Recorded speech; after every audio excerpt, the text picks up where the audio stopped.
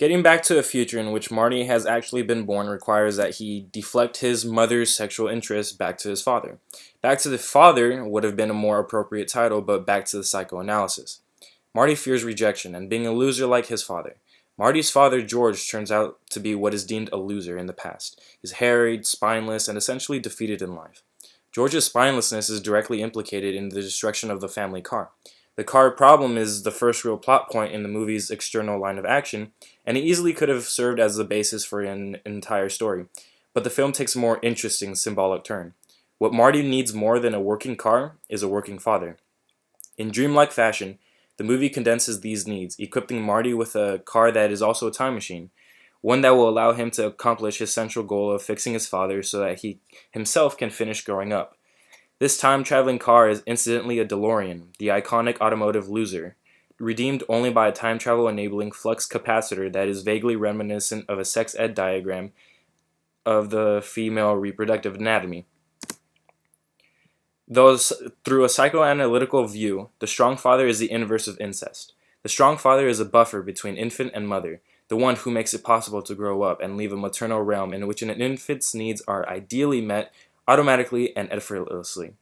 By father, here we refer to not necessarily to an actual father, but to the function of a father, which is the notion that the mother has interests and desires other than the child. The intercession of the symbolic father implies that the mother is a real person with a mind of her own, and not merely an all-perfect machine, existing only in and for the satisfaction of infants' needs. Sigmund Freud refers to this as the Oedipus complex. Freud calls the part of us that function in this way the superego, and its goal is the ego ideal. An attachment with mother gets replaced. For example, with an attachment to the ambition to become a writer, a doctor, or even a mother or a father. Time travel is a power that involves a defiance of the laws of physics, in a way reminiscent of incest's defiance of moral law. But interestingly, the plot of Back to the Future gives neither Marty nor his mentor Doc the chance to consider abusing their power. Instead of a story in which the protagonist sets out to rig his future, whether by playing the lottery or some other scheme involving gambling, we have a story in which the protagonist must use the power of time travel essentially for the purpose of undoing incest. Here we can return with some insight into Marty's fears of rejection regarding his musical ambitions. Now it seems as though Marty is actually inhibited by fear of success because without a strong father, his ambitions are too charged, too reminiscent of incest. For example, in the movie, Marty gets blown across the room at the beginning of the movie by a massive, overpowered guitar amplifier. Without a strong father symbol, a fear of incest is liable to kick in at critical moments. In the film, George strays away from fights. He avoids them, thus symbolizing a weak father figure to Marty. On this view, Marty's problem is that his ambitions are directed too much toward the ideal mother and not enough toward the symbolic father, which would give a safer, more realistic aspiration. These problems involve a kind of defense mechanism, regression, as Freud called it, a physical version of being stuck in the past.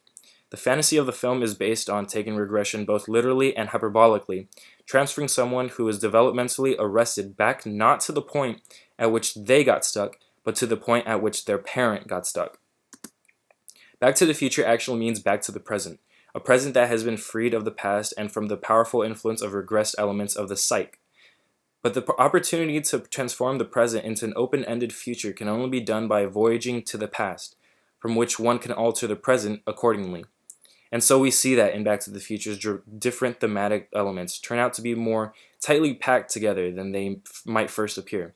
I mean, I'm not saying that the writers of Back to the Future fashioned the story based upon their knowledge of psychoanalytic theory, more likely the relationship between ambition and incest.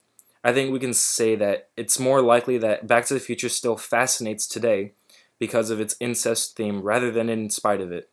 Whatever the conscience of the audience may be, I believe we all share similar wishes of traveling to the past and altering the present to our own liking or how it should be.